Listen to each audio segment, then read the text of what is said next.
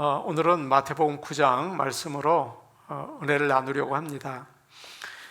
유명한 화가 가운데 렘브란트라는 사람이 있습니다. 그의 그림이 많이 있지만 그 가운데 십자가에 달린 예수님을 그린 크루시픽션이라는 그림이 있습니다. 이 그림에는 예수님께서 중앙에 계시고 좌우에 십자가에 달린 강도들이 있습니다. 그리고 그 아래는 군인들이 있고요. 여러 명의 구경꾼이 나옵니다. 그런데 그 구경꾼 중에 한 사람이 있는데 예수님이 십자가에 못 박히신 것을 보면서 안타깝게 서 있는 사람입니다. 그런데 이제 하얀 모자를 썼습니다. 그 사람이 바로 렘브란트 자신입니다. 그는 자신을 그림에 그려 넣어서 주님을 향한 그 믿음을 고백을 했습니다. 내가 주님을 십자가에 못 박은 자입니다. 그런 고백이죠. 오늘 말씀은 마태복음 9장 9절부터 나오는 말씀인데 렘브란트의 그림과 비슷합니다. 왜 그럴까요? 마태복음을 기록한 마태가 자기 이야기를 적고 있기 때문입니다. 자신이 자기 이야기를 적는 거 여러분 어떠세요? 신경 쓰이시죠? 이거 어떻게 써야 되나 염려도 되실 거예요. 바로 마태가 자기 이야기를 적고 있습니다. 자신이 기록한 복음서 한 구석에 주님을 만나서 내가 변화된 그 부끄러웠던 이야기들을 얘기를 하는 것입니다. 이 말씀을 통해서 여러분 자신을 한번 돌아보시는 귀한 주일 아침이 되기를 축복합니다. 아멘. 9절 말씀 우리 같이 보겠습니다. 9절 말씀입니다. 같이 보십니다. 시작. 예수께서 그곳을 떠나 지나가시다가 마테라 하는 사람이 세관에 앉아 있는 것을 보시고 이르시되 나를 따르라 하시니 일어나 따르니라. 아멘. 오늘 말씀은 아주 간단합니다. 너무 간단하죠? 그런데 오늘 말씀 9절을 보면 한 가지 궁금한 게 있습니다. 예수님이 왜 마태를 부르셨나? 그게 참 궁금합니다. 마가복음에 같은 말씀이 나와 있는데요. 거기를 보시면 많은 사람들이 예수님 앞에 나왔다고 되어 있습니다. 모두 예수님께 관심이 있는 거죠. 예수님 따라온 거예요. 그런데 마태는 세리입니다. 지금 갈릴리 호숫가에 있는 세관에 이렇게 앉아서 사물을 보고 있습니다. 예수님에 대해서는 별 관심이 없어 보입니다. 다른 세리들처럼 돈을 중요하게 생각을 해서 무슨 일이 일어나든지 사람들이 예수님을 따라가든지 안 따라가든지 자신은 돈 버는 일 열심히 하고 있습니다. 그런데 예수님께서 지나가시다가 마태를 본 것입니다. 나를 따르라 라고 말씀하셨어요. 여러분 조금 이상하지 않습니까? 주님을 따르는 그렇게 많은 사람들이 있는데 그 사람들 중에 한 사람에게 말씀하셔야 하지 않을까요? 그런데 아무 관심도 없어 보이는 마태에게 말씀을 하십니다. 여러분 참 이상하죠? 더 이상한 게 있습니다. 마태가 너 나를 따르라 그렇게 주님이 말씀하시니까 즉시 일어나서 따랐다는 것입니다. 이것도 이상합니다. 누가복음을 보면 이렇게 되어 있어요. 마태가 모든 것을 버리고 일어나 따르니라. 세리로 일하기 때문에 동네에서 무슨 일이 일어났는지를 잘 알았겠죠. 예수님을 직접 만나지는 못했을지 모르지만 분명히 예수님 알았겠죠. 그래도 그렇지 바쁜 세리가 예수님이 나를 따르라 그러니까 갑자기 그 돈 많이 버는 직장을 내버려 두고 머리 둘 곳도 없는 예수님을 따라간 것입니다. 여러분은 그러시겠습니까? 한번 생각해 보세요. 참 이상한 일이죠. 이 이야기에서 우리가 무엇을 알 수 있을까요?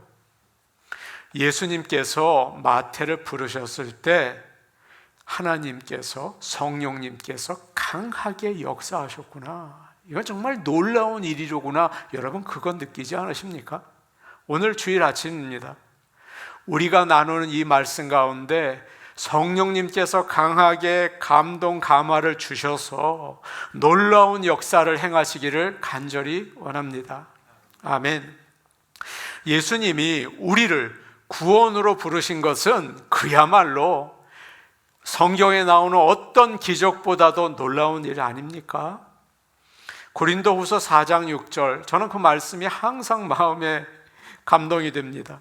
어두운 데에 빛이 있으라 말씀하셨던 그 하나님께서 예수 그리스도의 얼굴에 있는 하나님의 영광을 아는 빛을 우리 마음에 비추셨느니라. 아멘. 오늘도 우리 마음에 하나님의 영광의 얼굴의 빛을 비춰주시기를 소원합니다. 아멘. 어느 아버지가 주일 아침에 옷을 잘 입고 이제 갈 준비를 마치고 가족들에게 자, 우리 교회 가자, 늦겠다, 그렇게 소리를 지릅니다. 그런데 아이들이 대답을 합니다. 아빠, 잠깐만요. 지금 저희 옷 입고 있어요. 머리 빗고 입 닦고 갈게요. 아빠, 아침 못 먹었는데 좀 먹고 갈게요. 그렇게 대답을 할 때가 있죠. 우리의 주님의 부르심은 절대 그렇지 않습니다. 주님께서 마태야 가자 라고 하시니까 주님 잠깐만요. 지금 이 사람 세금 내는데 이거 좀 끝내고요. 또 제가 인수인계 좀 하고 갈게요. 그러지 않습니다. 여러분, 예수님이 부르시면 즉시 응답하게 되어 있어요. 주님이 부르실 때 마태는 예수님이 메시아라는 것을 믿게 되었습니다. 여러분, 그거 믿으면요 가만 못 있습니다. 그냥 일어나서 따르게 되는 거죠. 정말 강력한 하나님의 주권이 아닐까요?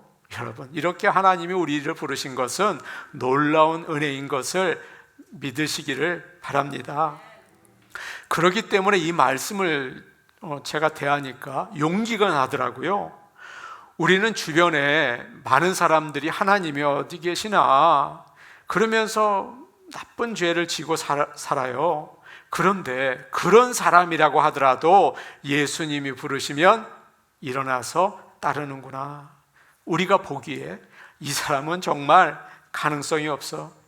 예수를 믿으려는 마음이 요즘 한국의 표현처럼 1도 없어. 그런 생각이 들 때도 있어요. 근데 오늘 말씀을 보니까 소망이 있더라고요. 포기하지 말아야겠다. 복음을 전하면 하나님께서 역사하신다. 아멘. 그 생각이 들더라고요. 여러분, 혹시 포기한 인생이 있습니까? 내 가족 중에 저는 안 돼, 그렇게 생각하시는 분이 계십니까? 오늘 말씀을 여러분 들으시고 힘을 내시기 바랍니다. 하나님이 역사하시면 그냥 돌아서서 일어서서 따르게 되는 것입니다. 어느 목사님이 2주 동안 청년들을 대상으로 부흥회를 인도하셨습니다. 예배당에 청년들이 가득 나왔더래요. 그런데 말씀을 전하는데 오른쪽에 여자 청년들이 이렇게 있는데 여자 한 청년이 눈에 거스르더랍니다. 분명히 술 취한 것 같더래요. 술 마시고 온 것 같은데 소리를 내고 그리고 무슨 말을 자꾸 혼자 하더래요. 조금 있다가 일어서서 노래를 하더니 춤을 추더랍니다. 정말 신경 거스리더래요. 여러분, 목사가 설교할 때 그런 일들이 있으면 얼마나 힘들까요? 그런데 조금 지나니까 그냥 무시하고 말씀에 집중할 수 있었습니다. 그날 밤 목사님은 예수님께서 부자 청년에게 하신 말씀을 전하셨습니다. 자신의 수고와 노력으로는 구원 못 받습니다. 예수 그리스도를 믿을 때 구원을 받습니다. 여러분, 이걸 가르치신 거죠. 예배가 끝난 다음에 보통은 예수님을 영접할 사람은 앞으로 나오세요, 그렇게 하죠. 여러분 아시죠? 그런데 그날은 반대로 여러분 중에 예수님 영접하기 원하시는 분은 앉아 계세요. 제가 가겠습니다. 그렇게 말을 했습니다. 예배가 끝나자 청년들은 거의 다 갔습니다. 그리고 몇 명 남지 않았다고 해요. 그런데 아까 그 여자 청년이 거기에 앉아 있는 거예요. 그 청년은 혼자 앉아서 가슴을 치면서 울면서 통곡하며 기도하고 있더래요. 목사님이 깜짝 놀라셨습니다. 성령이 역사하는구나, 그 생각이 퍼뜩 들더랍니다. 마치 지금 마태가 예수님이 나를 따르라 그 말을 듣고 갑작스럽게 일어나서 주님을 따른 것처럼 그 여자 청년을 보니까 역사하시는구나, 그것을 알겠더래요. 여러분, 이런 상황 경험해 보셨습니까? 이런 상황 보신 적이 있으십니까? 어떻게 설명하시겠어요? 그런 일을. 하나님께서는 오늘도 역사하십니다. 말씀을 통해서 또 성령을 통해서 우리를 부르십니다.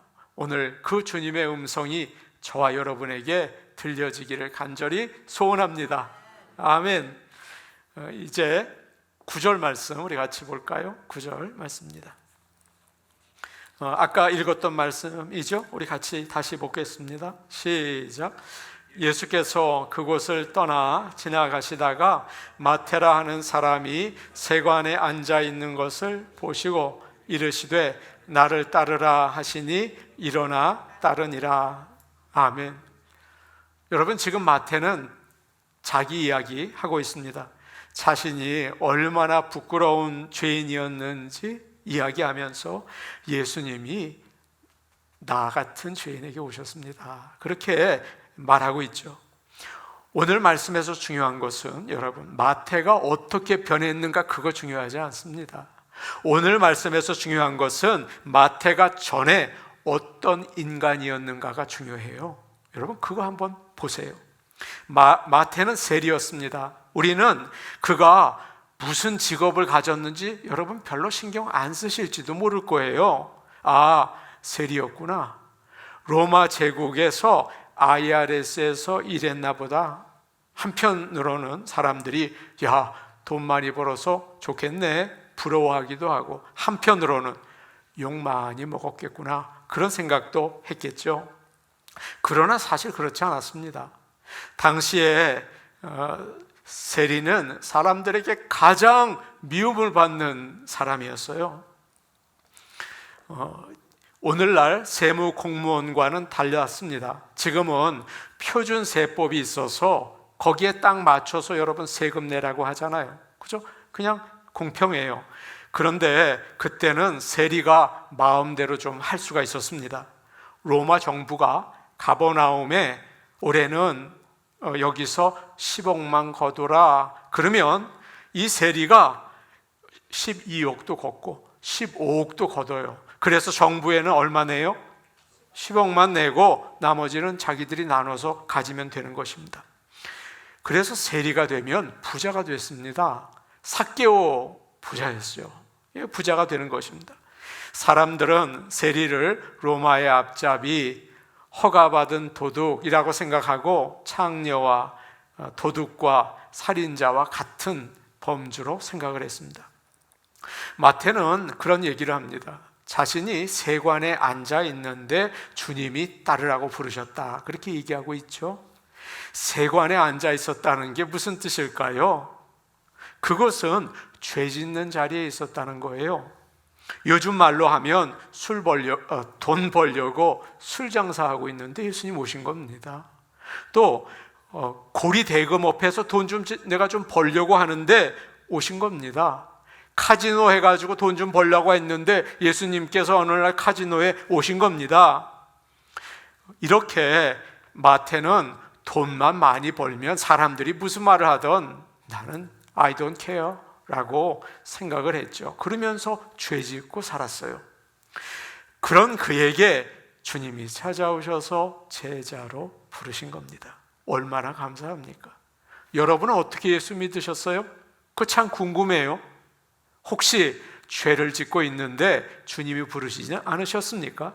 마태는 오늘 말씀을 기록하면서 예수님의 그 사랑의 은혜를 전하고 싶었습니다. 여러분, 이것이 복음입니다. 마태복음 10장에는 그 다음 장이죠. 거기에는 예수님의 12 제자들의 이름이 쭉 나와요. 2절부터 이렇게 되어 있습니다. 12사도의 이름은 이러하니 베드로라 하는 시몬을 비롯하여 그의 형제 안드레와 세베대의 아들 야고보와 그의 형제 요한, 빌립과 바돌로메, 도마와 세리 마테라고 되어 있습니다. 여러분, 마태는 예수님의 제자들을 소개하면서 그저 제자들 이름만 적었어요. 그런데 어부 베드로 그렇게 적지는 않죠. 근데 자기 차례가 되어서는 뭐라고 적었습니까? 세리 마테라고 적었습니다. 왜 그럴까요? 굳이 그런 거 밝히지 않아도 되잖아요. 창녀 라합, 아니 그런 거 왜 밝힙니까? 부끄럽게. 그러나 주님이 반역자이고 도둑놈인 나 같은 죄인을 구원해 주셨습니다.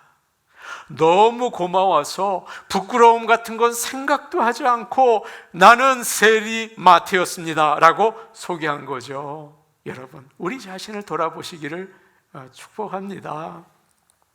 이런 생각을 한번 해보시기 바랍니다. 예수님이 처음에 부른 4명의 제자들 베드로, 안드레, 야고보, 요한에게 이야기를 하세요. 얘들아, 내가 제자들 수를 좀 늘리려고 한다. 그러니까 너무 좋아서 주님 참 좋아요. 누구를 부르시겠어요? 예루살렘에서 온 서기관들도 있던데 그런 사람 부르면 참 좋을 것 같아요. 혹시 여기 많은 사람들 중에 좋은 후보자가 있어요? 라고 이제 물어봤습니다. 주님이 대답을 하세요. 아니다. 나는 마태를 제자로 삼으려고 한다. 너희들 알지? 그 세무소에서 욕심 많은 그리고 하나님 믿지 않는 세리 말이다. 그래서 제자들이 깜짝 놀라서 아무 말도 못해요. 베드로가 그 성격이 있지 않습니까? 참지 못하고 예수님을 불러서 솔직하게 이야기를 합니다. 주님, 그 사람 선택하시면 이 동네 사람들 다 싫어할 겁니다. 지금 우리들도 다 어부 출신인데 거기에다 세리 마태까지 뽑으면 주님 사역 제대로 하실 수 있겠습니까? 라고 얘기를 했습니다. 오늘날도 지금 베드로가 참 현실적으로 생각하고 있죠. 오늘날도 많은 사람들이 그렇게 생각을 합니다. 전도를 하려면 유명한 운동선수들이나 연예인들이나 훌륭한 박사님들을 모셔서 간증을 들으면 정말 얼마나 많은 사람들이 마음을 열고 예수님을 믿을까? 여러분 그런 생각 안 드십니까? 사회적으로 영향력 있는 사람을 영입하면 사역이 얼마나 효과가 있을까? 그런데 이상해요. 예수님은 그런 생각 안 하시는 것 같아요. 그런 생각을 하셨다면 마태는 뽑지 않죠. 그 사람은 정말 가장 맞지 않는 후보자 아닙니까? 주님은 빅네임, 똑똑한 사람, 그들이 아니라 죄인에게 관심이 있으십니다. 오히려 믿는 사람들이 멀리하고 싫어하는 죄인들에게 다가가서 그들을 부르십니다. 여러분, 그것을 잊지 마시기를 원합니다. 10절과 11절 말씀 우리 같이 보겠습니다. 10절, 11절 말씀입니다. 함께 보십니다. 시작. 예수께서 마태의 집에서 앉아 음식을 잡수실 때에 많은 세리와 죄인들이 와서 예수와 그의 제자들과 함께 앉았더니 바리새인들이 보고 그의 제자들에게 이르되 어찌하여 너희 선생은 세리와 죄인들과 함께 잡수시느냐? 마태는 예수님을 믿고 영원한 생명을 얻었다는 것을 깨달았습니다. 지옥에서 천국으로 가게 되었다는 걸 알았습니다. 여러분 얼마나 기쁠까요? 자기가 결혼한 것보다 더 기뻤을 것입니다. 그는 예수님이 고마워서 자기 집에서 큰 잔치를 베풀었습니다. 여러분 정말 예수님 믿는 사람이라면 잔치 베푸시기를 바랍니다. 예수 믿는 사람입니다. 기뻐하는 사람이죠. 마태는 친구들을 다 초대했습니다. 세관에서 일하는 동료 세리들, 그리고 가깝게 지내는 사람들이었습니다. 근데 오늘 말씀을 보십시오. 그들을 뭐라고 얘기하고 있습니까? 죄인들이라고 성경은 여러 번에 걸쳐서 그렇게 기록하고 있습니다. 그들은 사람들이 손가락질하는 사람들이었죠. 세리들도 있었고 또 하나님 말씀을 어기며 사는 도둑놈들, 창녀들, 방탕하게 사는 사람들 다 거기 있었습니다. 마태는 그들에게 예수님을 만나서 구원받은 기쁨을 이야기하고 싶었습니다. 여러분, 이것이 구원받은 자들의 모습이죠. 그리고 가장 중요한 것은 예수님을 한번 만나게 해주고 싶었습니다. 우리 예수님이세요. 그렇게 하고 싶었죠. 내 친구들도 주님을 한번 만나봐야 돼 라고 생각하고 전도를 시작한 것입니다. 여러분, 그 잔치는 그저 미국 사람들이 흔히 하는 일어서서 드링크랑 칩스 몇 개 먹는 그런 미팅이 아니었습니다. 식탁에 기대어 앉아서 유대인들이 하는 모습이죠. 긴 시간 동안 얘기를 나누면서 먹는 최고급 식사였습니다. 마태가 부자였거든요. 집도 크고 먹을 것도 얼마든지 제공할 수 있었던 거예요. 지금 하나님의 아들이신 예수님께서 세리 마태의 집에서 그 다른 세리들과 죄인들과 함께 먹고 마시고 이야기를 나누고 계십니다. 위험하죠?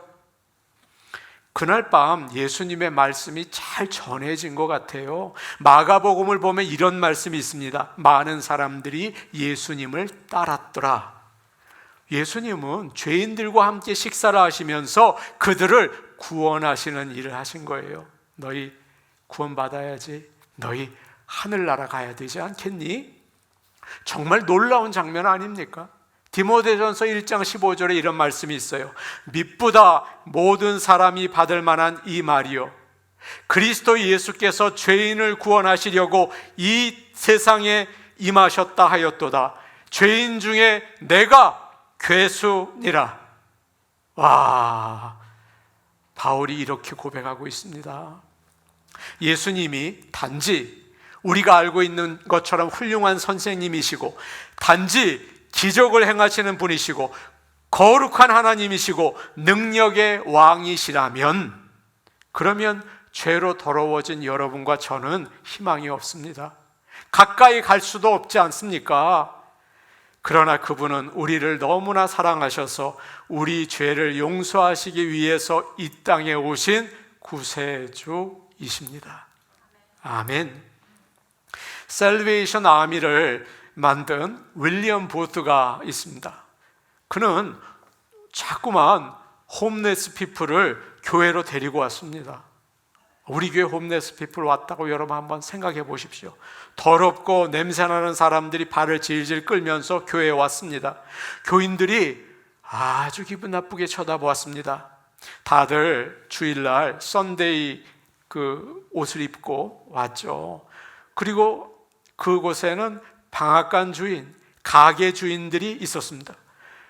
그러자 노숙자들이, 그 홈레스들이 기가 죽었습니다. 목사님이 가만히 보니까 젊은 윌리엄 보스가 열심히 홈레스들을 교회로 안내하고 있었습니다. 그들을 가장 좋은 앞자리에 앉히기 시작한 것입니다. 교인들은 불편했습니다. 저 뭐 하는 짓이야? 다른 사람이 안내를 했다면 분명히 저 뒤에 강대상이 잘 안 보이는 곳에 등받이 없고 쿠션도 없는 벤치에 앉았겠죠.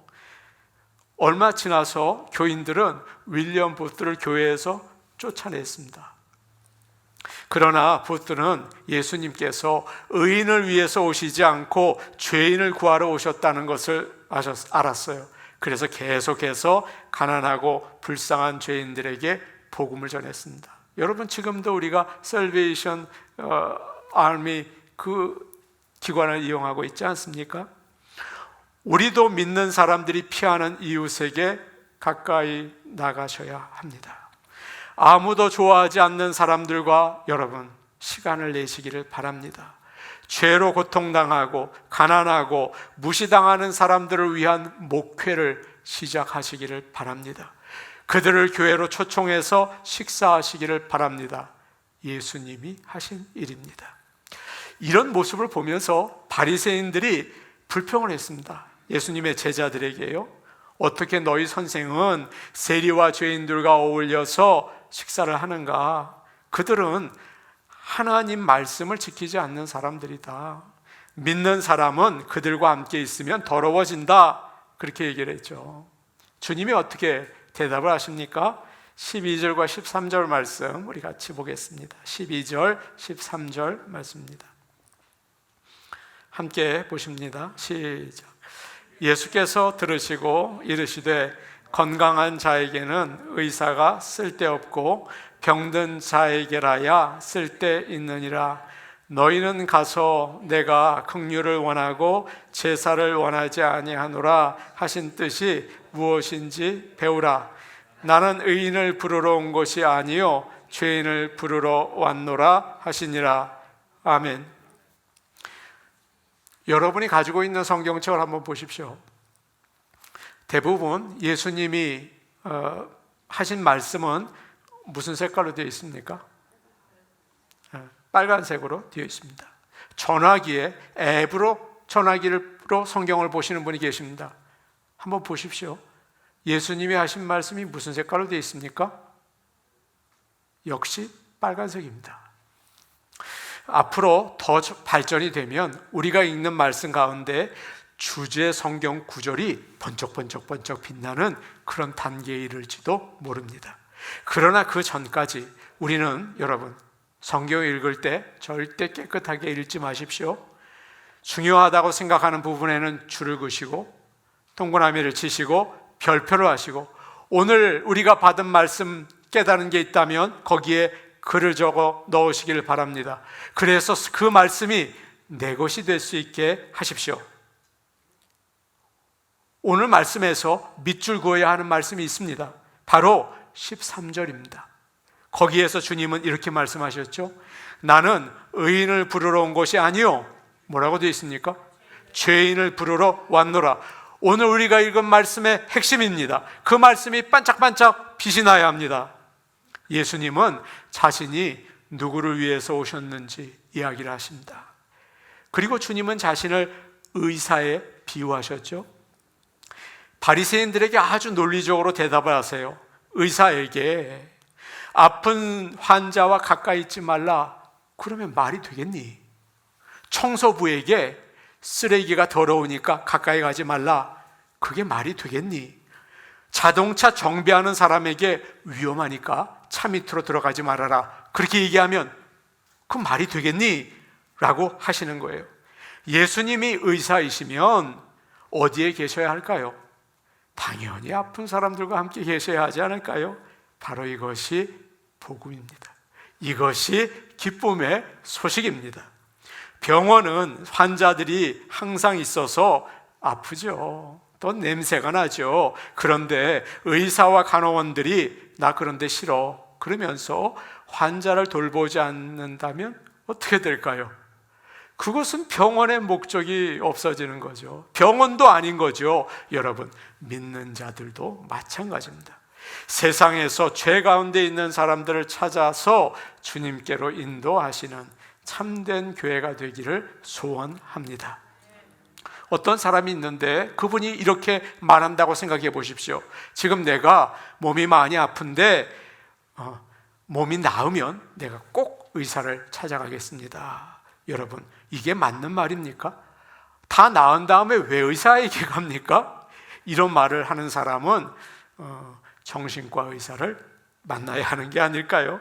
의사는 건강한 사람을 위해서가 아니라 아픈 사람을 위해서 있는 것입니다. 한 가지 더 적용해 볼게요. 이런 말을 하는 사람을 저는 많이 만나봤습니다. 지금 제가 너무 힘들어서 정신이 없습니다. 안정이 되고 편안해지면 교회에 나가겠습니다. 그래요. 또 어떤 사람이 이런 말 하더라고요. 목사님, 제가 교회에 나갈 준비가 안 되어 있습니다. 제가 좀 생활을 정리하고 술, 담배를 끊고 깨끗하게 정리한 다음에 교회에 나가겠습니다. 아직까지 안 나왔습니다. 여러분, 이게 말이 안 되는 소리입니다. 이 사람은 아까 몸이 나으면 의사를 만나겠다는 사람과 똑같아요. 교회는 어려움이 있을 때 오셔야 합니다. 죄가 많을 때 하나님 앞에 나오셔야 합니다. 교인들도 그렇게 생각해요. 좋지 않은 사람이 교회에 오면 교회가 더러워진다, 문제가 생긴다, 저런 사람은 교회 나오게 하면 안 돼. 목사님, 그 사람은 우리 교회의 해가 됩니다. 안 됩니다. 그래요. 제가 가만히 생각해 보니까 맞는 말 같기도 해요. 그런데 교회의 머리가 되시는 예수님은 절대 그렇게 생각하지 않으십니다. 주님이 착한 사람, 바르게 사는 사람, 교회에 부지런히 다니는 사람만 구원을 주신다면 여러분, 그것은 착각입니다. 그건 복음이 아닙니다. 항상 우리가 교회에 나오지 못하더라도 죄 가운데 있는 사람을 돌아보고 주의 복음을 증거하는 귀한 성도들 될 수 있기를 간절히 바랍니다. 그럴 때 교회가 살아있는 교회가 되고 주님이 기뻐하시는 교회가 될 줄로 믿습니다. 아멘. 우리 같이 기도하겠습니다. 은혜로우신 하나님 아버지, 세리 마태에게 예수님께서 찾아가셔서 나를 따르라 말씀하셨습니다. 죄 가운데 있던 우리에게 주님이 찾아오셔서 나를 따르라 말씀하셨습니다. 우리는 내 마음에 드는 사람, 또 예수 잘 믿는 사람만 가까이 하려고 합니다. 하나님 용서하시고 우리도 주님처럼 죄 가운데 있는 사람들에게 복음을 증거하며 따뜻하게 환영할 수 있는 믿음을 허락하여 주시옵소서. 그런 교회가 되게 하옵소서. 예수님 이름으로 기도하옵나이다. 아멘.